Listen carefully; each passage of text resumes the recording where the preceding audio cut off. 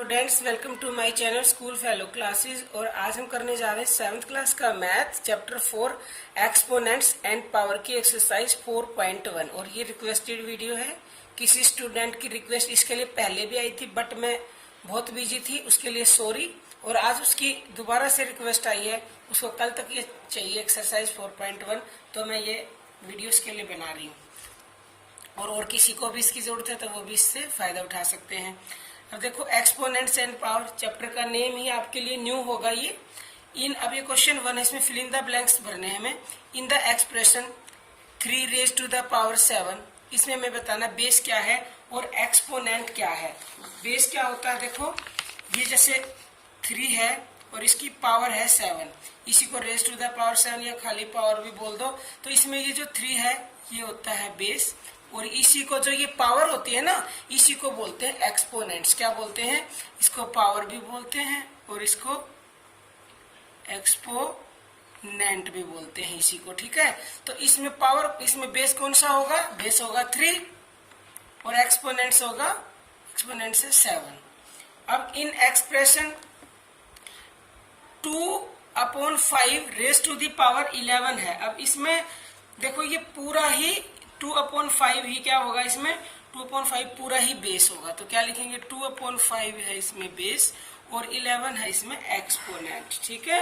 अब करेंगे ये थर्ड, ये पार्ट 1 था और ये है थर्ड वाला पार्ट। ये मैंने ध्यान नहीं दिया, पहले थर्ड उतार लिया। अब ये सेकंड करेंगे हम। ये थर्ड था, फर्स्ट किया, थर्ड किया, अब ये सेकंड करेंगे। सेकंड में है -7 रेज टू द पावर 5। अब इसमें बेस क्या है? -7 एंड एक्सपोनेंट्स क्या है? 5। अब करेंगे हम फोर्थ पार्ट। अब इसमें देखो पहले बेस दे रखा है और एक्सपोनेंट दे रखी है, तो कैसे लिखेंगे? कह रहे हैं क्वेश्चन में, if base is 6 and exponent is 8 then exponential क्या फॉर्म होगी। जो हम किसी भी नंबर की अगर लिखते हैं ना, जैसे अभी ये जैसे इन्होंने दे दिया 6 और 7, 6 बेस है और 8 एक्सपोनेंट्स है, तो इसको लिखना ही इसकी एक्सपोनेंशियल फॉर्म कहलाता है, ठीक है। तो ये क्या है? 6 रेज टू द पावर 8 इसका आंसर हो गया, ठीक है। ये क्वेश्चन 1 कंप्लीट हो गया है। अब हम करेंगे इसी का क्वेश्चन 2, फाइंड द वैल्यू। इसमें वैल्यू फाइंड करनी है। देखो 2 रेज टू द पावर 6 है, तो इसका क्या मतलब है? 2 रेज टू द पावर 6 मतलब 2 को देखो हमने 6 बार मल्टीप्लाई करेंगे, जितनी ऊपर पावर होती है उतना ही उसको इंटू करते जाओ। 2 into 2 into 2 into 2 into 2 into 2, कितने टाइम्स हो गया? 3 और 3 6 टाइम हो गया। यानी हम इसको 2 को मल्टीप्लाई करेंगे ना, 2 2 जा 4, 4 2 जा 8, 8 2 जा 16, 16 2 जा 32 और 32 2 जा 64, तो हमें क्या मिलेगा? 64। 64 को हम कैसे लिख सकते हैं? हम ऐसे भी लिख सकते हैं, 2 रेज टू द पावर 6, यानी ये इसकी वैल्यू 64 है, ठीक है। मतलब अगर कभी आपको 64 आ गया और इसको लिखना आया तो हम इसको ऐसे लिख सकते हैं एक्सपोनेंशियल फॉर्म में, ठीक है। इसको 5 बार लिखा मल्टीप्लाई करके, इंटू करके। अब इस सब को करेंगे हम मल्टीप्लाई करके, देख लेना आप, ऐसे पेयर बना के कर सकते हैं। 5 5 जा 25 और 5 5 जा 25 और फिर 5 5 जा 25। तो आप फिर 25 की 25 से करना, फिर जो आंसर आ जाए उसकी फिर 5 से कर देना, तो वो करना इजी हो जाता है, ठीक है। तो ये 3 1 2 5 आ जाएगा। अब -6 रेज टू द पावर 4। अब इसको माइनस का साइन साथ ही रहेगा, -6 इंटू -6, -6 इंटू -6। अब इन सब की देखो, अगर हम इन दो की करेंगे, माइनस माइनस प्लस हो गया, माइनस माइनस प्लस। ये प्लस का क्यों आया है? ये इसीलिए आया है, 6 6 जा 36 और ये माइनस के साइन है, तो मल्टीप्लाई में माइनस माइनस प्लस आ जाएगा। और ये भी 6 6 जा 36, माइनस माइनस प्लस आ गया। अब इन दोनों की अगर हम मल्टीप्लाई करेंगे तो हमें आंसर प्लस में मिलेगा, ठीक है। इसका fourth part 2/3 raise to the power 4, तो पावर 4 है तो 4 टाइम्स इसको लिख लिया इंटू में। अब इनके ऊपर मल्टीप्लाई करेंगे, 2 2 की अलग करेंगे और इनकी अलग करेंगे, ठीक है। 2 2 जा 4 और 2 2 जा 4 और 4 4 जा 16 आ गया ऊपर, और नीचे 3 3 जा 9, 3 3 जा 9 हो गया, 9 9 जा 81, 16/81। अब इसका करेंगे fifth part, -2/5 raise to the power 5। अब इसको 5 टाइम्स लिखेंगे, तो इनके ऊपर वालों के करेंगे 2 2 जा 4 और 2 2 जा 4, 4 4 जा 16 और 16 2 जा 32 मिल गया। यहाँ से हमें 32 साइन किसका लगेगा, देखो ये दो माइनस है, माइनस माइनस कैंसिल हो गए, या प्लस लगा लो, आप कैसे भी लगा लो, माइनस माइनस ये भी कैंसिल हो गए, या प्लस लगा लो, एक ही बात है। माइनस कैंसिल कर दोगे तो भी हमें प्लस में मिला, तो यहाँ तक जो 16 मिला था वो हमें प्लस में 16 मिला था।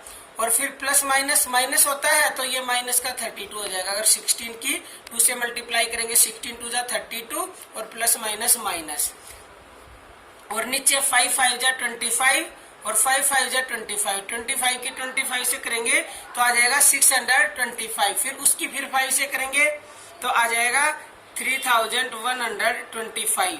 और एक ऐसे याद रखो आप इसको, ये तो मैंने बता दिया कैंसिल करने वाला, कि जैसे ये 1 2 3 4 5 ये ओड नंबर में है, ये जो यहाँ पे ये दिया गया है, ये 2 जितने भी 2 है ये ओड नंबर में है। 1 2 3 4 5 5 होता है ओड नंबर। अगर ओड नंबर में ऐसे हो भी कोई भी डिजिट तो आंसर हमेशा माइनस में आता है। अगर ये इवन नंबर में होता, मान लो ये वाला 2 नहीं होता और ये 4 होती है, तो ये हमें प्लस में आंसर मिलता है। ठीक है, अब हम करेंगे 6th पार्ट। 6th में है -2 रेज टू द पावर 9। अब इसको लिख लो पहले, अब इनकी मल्टीप्लाई कर दो। देखो पहले में पता चल गया ये 9 क्या है, 9 इज ऑड नंबर, तो आंसर हमें माइनस में मिलेगा। ठीक है, माइनस में मिलेगा। तो इन सब की अगर हम मल्टीप्लाई करेंगे, 2 2 जा 4, 2 2 जा 4 और 2 2 जा 4 और 2 2 जा 4, तो देखो इनकी मल्टीप्लाई करेंगे तो आप करके देख लेना, और फिर 2 से करेंगे तो आंसर आ जाएगा 512 माइनस का। ठीक है, फॉलोइंग इन एक्सपोनेंशियल फॉर्म।